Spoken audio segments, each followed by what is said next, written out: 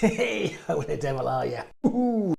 Right, so about a year or so back, I did a video. It may have been longer than that. Time just goes so fast, like I don't know how long. It was about a year ago, I think. Anyway, so I did a video on bi wiring. And the way I did it was to use an amp, and all I had was 4 speaker binding posts, left and right, plus and minus. And I bi-wired it to a set of 12.1 Wharfedale speakers. Didn't have any success, and I said in that video that it was no difference in sound. I don't see the point of bi-wiring that way. Anyway, since then, every month or so, I get a comment calling me out that I'm an idiot. Don't know what I'm talking about, and it's starting to do my head in. So, and then I got to get into a bit of a discussion with them saying, look, it is a way to do it. I'm not saying it's the best way, but is you're and I get into a heated discussion with these people. So I thought, I know, I'm going to make a video discussing this, so I don't have to get into a heated discussion. Okay, I could just post a link to this video and they can watch it and then give me their thoughts. Just easier than going, but and we're both being keyboard warrior. Well, so anyway, so I thought I'd make this video just to clear things up. And if I get a comment like that again, which I know I will, they come in, thick and fast, I can then just direct them to this video. First of all, let's have a look at some of the comments that I got on that video. So the first one is, that is not bi-wiring. The amp does not have separate channels for high and low frequencies. So I'm not sure what he means by this, that the amp separates highs and low frequencies for the...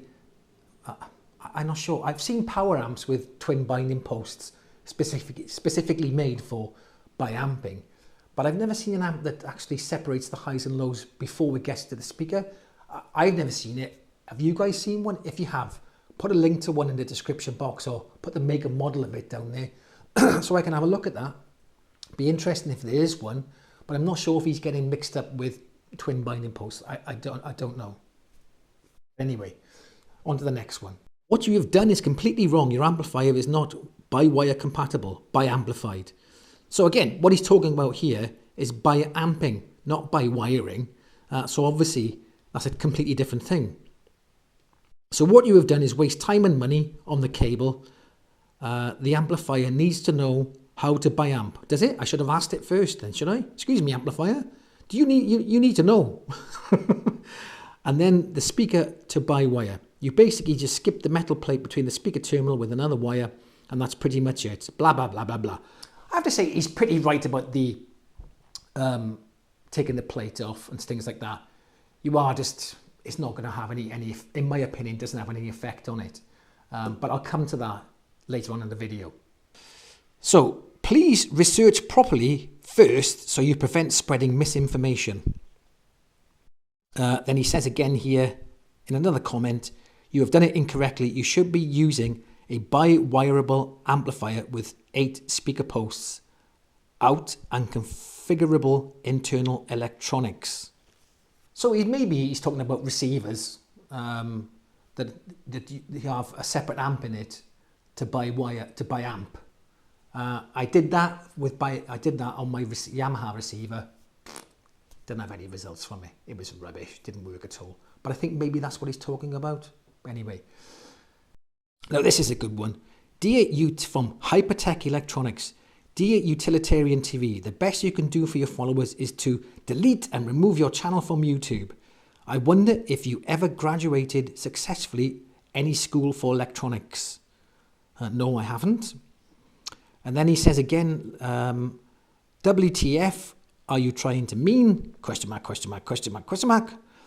Bi-wiring means the power sources, power amplifiers that are feeding the speakers are 2 independent power amplifiers, / channel. So you will need 1 pair of stereo amplifiers driven by an electronic crossover, blah, blah, blah. It says read more. So again, he's not talking about bi-wiring. He's talking about bi-amping. People can't seem to distinguish between the two. Now, bi-amping is where you use 2 amplifiers by amping. Duh, okay. So, no, I didn't graduate from any electronics school, and I wouldn't like to go to the one that he went to I mean, who was the tutor? Fred Flintstone? Yabba dabba doo! Yabba dabba doo! Yabba dabba don't! And then the last one I've got here, this is not by wiring. Correct by wire is when speaker use front output for high and surround back for low terminal. Well, that makes a lot of sense, doesn't it? No idea what that means. That's just a few I've got off that video comment section. There are more on there, especially with me discussing with them, whatever. Now, here's the thing. Now, in some parts of the, in some of the comments, they have made a decent point. But here's the thing, is that I'm not doing it incorrectly. That's the first thing, okay? Because I can read and I can follow manufacturers' manuals and instructions.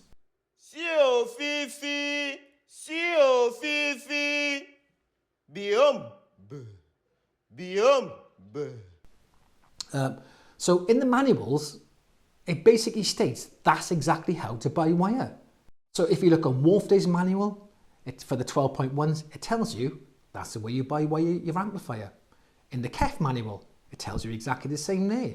And in the Q Acoustics manual, guess what? It tells you how to buy amp, I'm doing it now, to buy wire it that way. So as you can see, I'm just following the manufacturer's instructions, but these people are attacking me personally.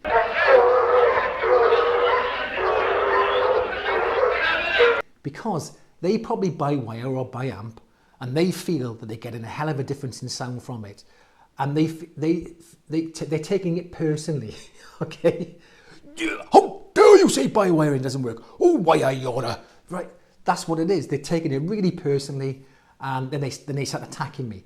Wouldn't it be better to say, rather than say, you're doing it wrong, get your channel off YouTube and all this nonsense, just to say in the comment section, well, that's not a very good way of buy wiring. There are better ways. I'd agree with that. I go, you're right, no problem. I agree with you. In the video, I say it, that this is a rubbish way of buy wiring, but the manufacturers are recommending it that way.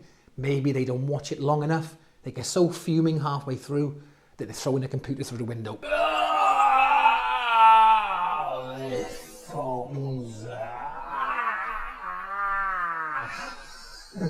Okay, I don't know. What you an idiot, get it. Okay, so here's why I think it's a bad way to buy wire. Now I've had to write the plus and the minus there because it was so small I can hardly see it. Okay, so this is the way they're recommended to buy wire. So you've got your left channel here, okay, and they want you to take off this jumper plate here. Take these plates off, so you unscrew that, these come away. Then what you do then, you get a wire then coming from this one, and you run it down to here to that one, okay. Then you run another wire from this one to that one. So you've got one run into the low frequencies, one run into the high frequencies. Then you do the same for the plus. You come over here, run one to here, and then another one coming over here and to there. Okay, so basically you're running exactly the same signal. If you had one wire go into the bottom here and to the bottom there, with the jumper plates on, it's the same signal. The only thing you've done is just bypass the jumper plates. So now you do get some anecdotal sort of evidence from people who say, well, when I did it, I could definitely hear a difference in sound. And maybe they can. Because if they're using, say, 12 gauge oxygen-free copper cable, that cable may be better at carrying the signal across than these jumper plates. These jumper plates might be cheap metal, you don't know what they are. So wouldn't it be better in that case then to run, let's do it over this one. So you run that one wire to here and one wire to here, okay? Take off your jumper plates, remove them, cut a little bit of wire out from this 12 gauge oxygen free cable and run it from there to there. And you're going to have the same effect from that as that, in my opinion. Now, I did have some success when I did a video on buy wiring using A and B speaker terminals, or buying in post, whatever you want to call them. And I used the Marantz PM6007, and I buy wired a pair of Wharfedale Diamond 230s. And the highs were better. I have to say the highs were better, the bass was more coherent. It wasn't a huge gulf between, it wasn't night and day, but definitely a difference, and it was definitely better. But here's the thing, the Wolfdale Diamond 230s, for the price, are a decent speaker. I really rate them for the price you pay for them. But they are a budget speaker. Now the thing with budget speakers, or the cheaper speakers, the budget speakers, you know, they've got to cut corners and save money. Do you think they're going to spend a lot of money on internal components? For instance, on the crossover, which separates the highs and the lows for you. No, they're not. They're going to put cheap components in, okay? So maybe when you buy wire these cheap towers, you do see a difference, or hear a difference, I should say. But as you get more, as the speakers get more expensive and the crossovers are better, with better components, you probably don't need to buy wire at all. I mean, I've tried biamping with the 12.1s, that didn't really work. I think if you're going to buy wire at all, maybe do it with tower speakers, bookshelf speakers. I don't think it works very well with them. And maybe, you know, you can experiment with it if you want. But personally, I think buy wiring is a bit of a waste of time if you've already got a well-made, expensive or relatively expensive speaker. Anyway, that's what I think about it. Have you had any luck with buy wiring or biamping?